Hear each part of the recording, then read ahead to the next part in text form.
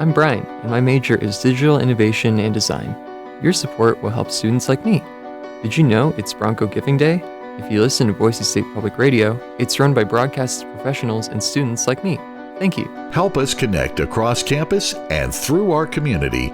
You can fund our student programs with your gift on Bronco Giving Day. Learn more and support at boisestatepublicradio.org.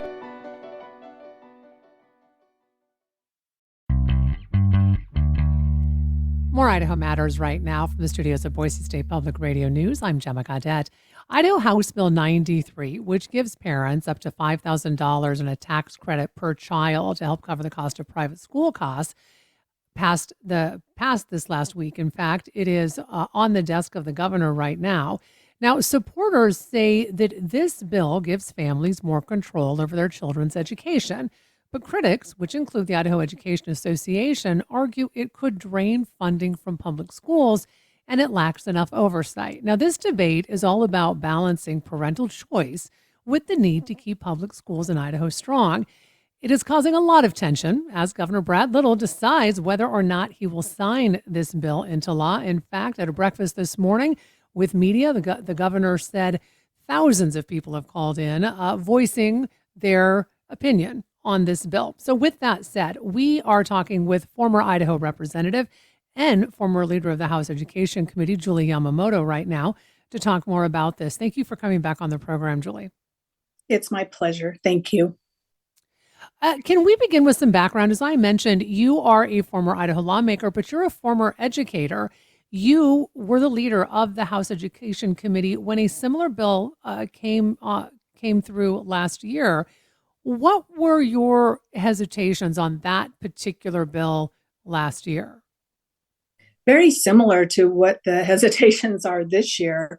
One of the things that we talked about was that the co-sponsors of that bill had said that they were going to use the Empowering Parents money that was set aside. And in response to legislators saying, hey, wait a minute, you said that you weren't going to increase that cap, the response was, well, that was last year and this is this year. And we see the same thing happening right now, even with the private schools when they ask the representative from the Catholic schools if they were going to raise tuition, that's not what we intend to do at this point. Well, that's always the issue, is today's today and tomorrow's tomorrow, isn't it? Well, and there are private schools that are raising tuition next year. So that's already happened in certain private schools in Idaho. And they probably need to. I'm not saying, right. The regular public schools are finding that same issue. And to that, I would, the argument that there's never enough money for public schools, I would say, well, how would we know? Because we're just now back to, if you look for inflation per student, we're just back to where we were before the 2008 dip. And I guess that's always my worry too, is if you keep expanding or create this new system, at some point, right now, fiscally, we're stable. Fiscally, we're doing very well. Sales tax is paying for a lot of things. It allows us to do a flat income tax, and they're talking about lowering that even more. But even with the coffers of all the rainy days funds full, it does not take very long to drain those if you're in an economic downturn. And obviously, I hope that doesn't happen. But the reality is that's what happens. So proponents of House Bill 93 have made it very clear that this is a tax credit there. And the governor did put aside $50 million for this in case this bill passed, which it has. It's now up to him as to whether he will sign it or veto it. So the money itself is not physically being taken from public schools yet. Okay, this is what I want to know, because I think that this is where there is hesitation from people who have concerns around this is, all right, there is money right now that is not coming out of public schools. So that seems great. But how do we know that we can continue to fund a bill like this? Especially and then where when would you that look money come from? Right. And if you look at the states that have done this, let's look at Arizona. And what are they looking at now? They started out the same way. And in fact, when former Governor Ducey came, he told us this is exactly how they started, and that's what we should do.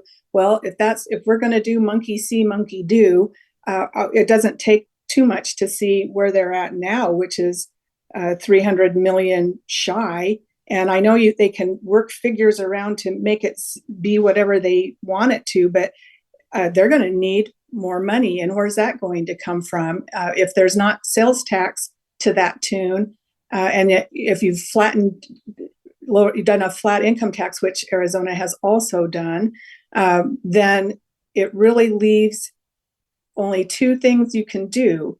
You either raise property taxes, or at the local level, they have to try to do that, or you cut budgets.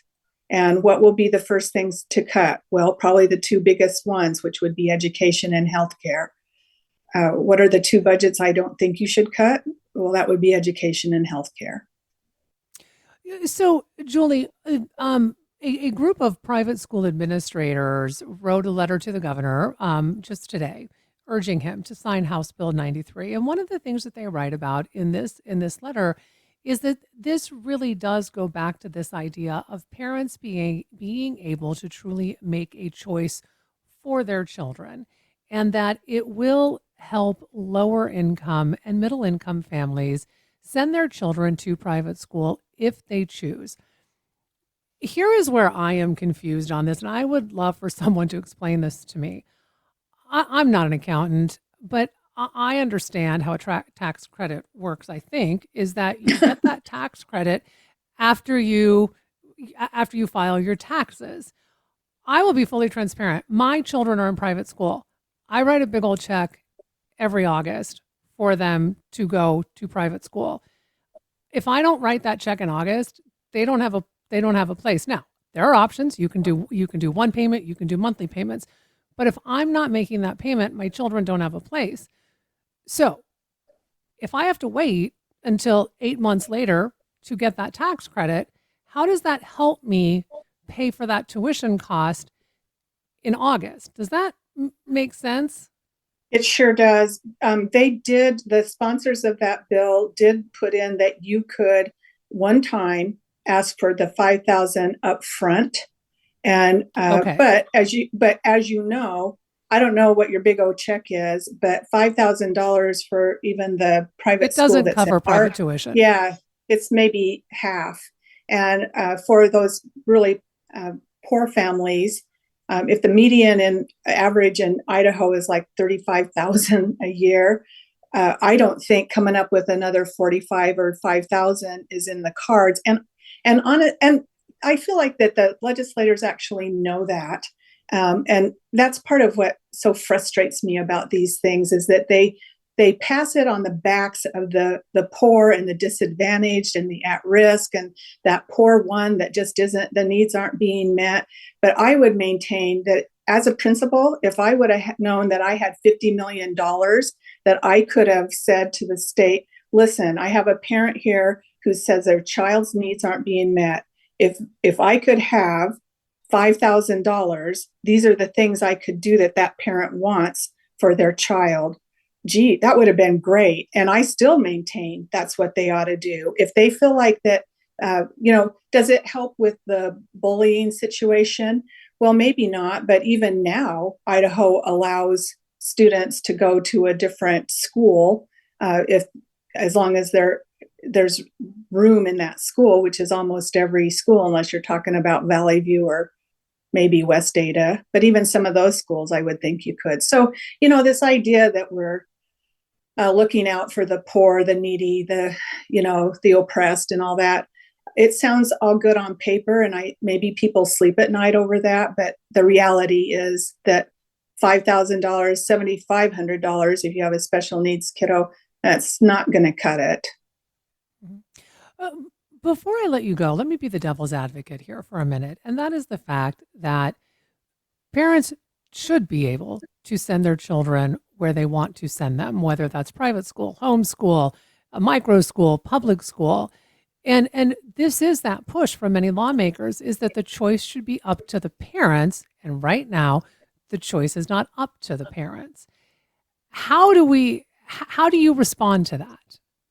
I would say that if we want to work it out so that parents get how much money they put in of their taxes that actually goes to public education, not to roads, not to infrastructure, not to social services, but just to education.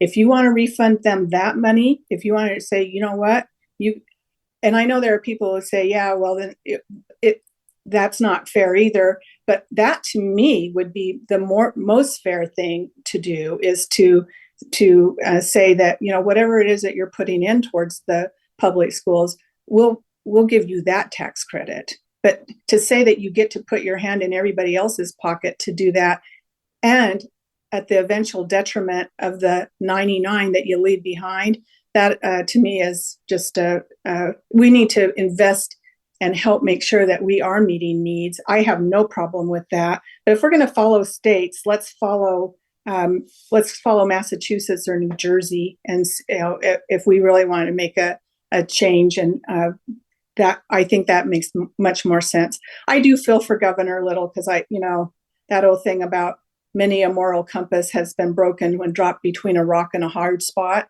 I think that's where he's at. But he set his accountability yardstick, and I think to your point, what's fair? Well, do they get enough? Do they get $5,000, or do they get what they put in? Well, I want to thank you so very much for the conversation today. We've been talking with former Idaho lawmaker and former leader of the House Education Committee, Julie Yamamoto, talking about House Bill 93.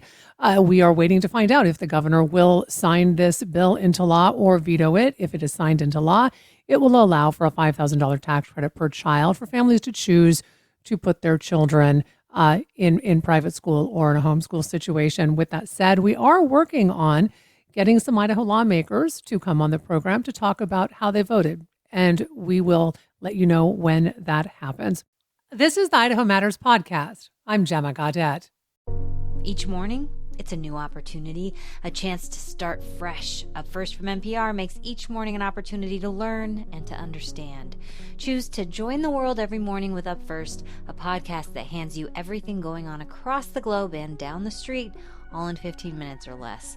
Start your day informed and anew with Up First by subscribing wherever you get your podcasts.